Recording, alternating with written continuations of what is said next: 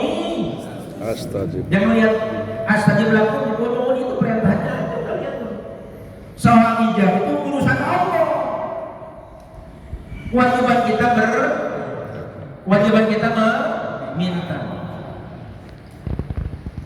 Nanti Allah yang akan menentukan kapan diijabahnya, kapan diberinya, waktunya, situasinya, kondisinya tergantung Allah. Jangan kita mengatur Allah, Allah mengatur kita. Paham toh? Ini masalah ikhlas saja sudah. Pokoknya tugas kita berdoa karena diperintah oleh apalagi Allah berjanji astajib. Aku akan penuhi, itu kan film dari mustaqbal. Tapi mudah-mudahan ada yang kotak, ada yang ditunda, ada yang diganti, pasti. Tapi bentuknya, bentuk ijabahnya terserah Allah. Ada yang dikasih cash play, ada yang ditunda, ada yang diganti yang lebih baik. Harus yakin, jangan pernah ragu dan bimbang, pasti dijawab. Nah ijabahnya sesuai ketentuan Allah, bukan sesuai dengan keinginan kita. Kok cuma sok bertos, kok cuma sok bini kita maksa nggak mau. Kita pengen banget nih bini maksa, kita maksa, bini lagi enggak kan susah juga itu. Baik. Faqala azza min qailin jadid, berfirman azza dia yang maha luhur, min qailin min yang zaidah jumlah terbanyak dari fakir. Allah yang berfirman tadi yang maha mulia. Nih ayatnya nih, dasar ayatnya. Dengarkan ikuti. A'udzu billahi minasy syaithanir rajim. Ayo. A'udzu billahi minasy syaithanir rajim. Ud'u rabbakum tadarru'an wa khufyah innahu la yuhibbul mu'tadin. Sini dulu dah ya. Ayatnya 2 ayat. Allah berfirman, berdoalah kalian semua. Jaluk sira kabeh. Minta panjenengan. Mintalah kepada Allah. Diperintah. Itu bilang ud'u. Dari kata da'ayanu da'watan atau da'wat. Fawada'in. Jadi kita diperintah untuk apa? Diperintah untuk apa? Meminta kepada siapa? Rabbaku. Di sini Allah tidak menyebutkan personnya, tidak menyebutkan namanya, tapi yang disebut oleh Allah Rabbaku. Ini beda. Perhatikan kalimatnya. Mestinya kan Allah, gitu. Mintalah kamu kepada Allah.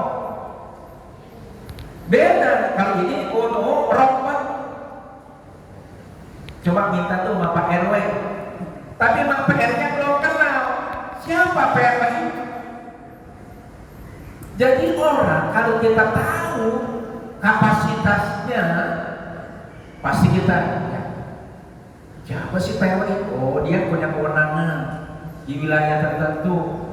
Dia dapat kalau dapat rekomendasi dari dia, nanti kita mudah urusan administrasi kelurahan, umpamanya gitu. Karena kita tahu kapasitas siapanya, RW.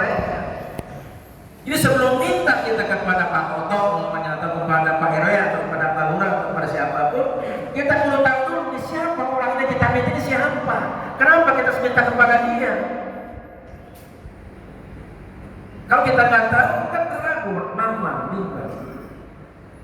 Kali-kali aja dikasih, nggak bisa begitu. Jadi kita harus kenal dulu. Orang yang kita mau minta itu harus kenal dulu. Siapa yang harus kita minta? Rabbakum, Tuhanmu, Rabbu. Ada ilahu, ada Rabbu.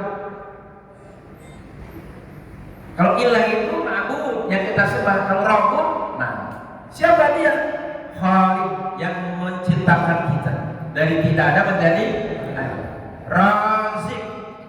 memberikan rezeki kita. Malik yang menguasai kita. Maka ada Rabbin Nas, Malikin Nas, baru ilah. Jadi kita harus kenal dulu sama Allah. Allah sebagai Rabb, sebagai Tuhan, sebagai pencipta, pemelihara, pembagi rezeki, dan seterusnya. Sehingga wajar, pantas, layak kalau kita minta kepada Allah Subhanahu wa Ta'ala. Kalau kita tahu si fulan itu orang kaya, pejabat, dermawan, kan gitu. Enak minta kita tahu. Kalau kita nggak tahu orang kaya, pokoknya minta aja. Tahu-tahu kan semua kita tuh di jalanan kan ada masalah, kan kita bisa belum tentu kita untung-untungan. Jadi berdoa jangan untung-untungan. Dasarnya berdoa, landasannya berdoa, pijakannya berdoa. Kita harus mengenal siapa? Allah. Rabbukum, Tuhan kalian. Sudah kenal belum sama Tuhan? Tuhan yang mana? Rabbukum itu siapa? Tuhan kalian itu siapa? Itu. Jadi harus kenal. Maka belajar mengenal Allah Subhanahu. Kenali dulu dia. Bagaimana cara mengenalnya? Ya kenali asmanya, kenali af'alnya, kenali sifat-sifatnya, kenali zatnya yang laisa kamitslihi wa lam yakul lahu kufuwan. Asmanya mana? Yang paling populer, Rahman dan Rahim. Dua nih, Rahman dan Rahim. Rahman itu rahmanul dunia. Dunia itu rahmannya Allah. Badan, kesehatan, materi, uang, rumah, anak, istri, itu rahmatnya Allah, rahmannya Allah. Orang kafir dapat enggak? Orang yang ibadah dapat enggak? Orang yang ibadah dapat rumah enggak? Punya rumah enggak? Soal besar kecil tergantung. Semua dapat, tapi target kita jangan hanya rahmat sampai kepada rahim. Sampai kepada ini target orang Islam. Kalau sampai Rahman doang mah itu target orang kafir.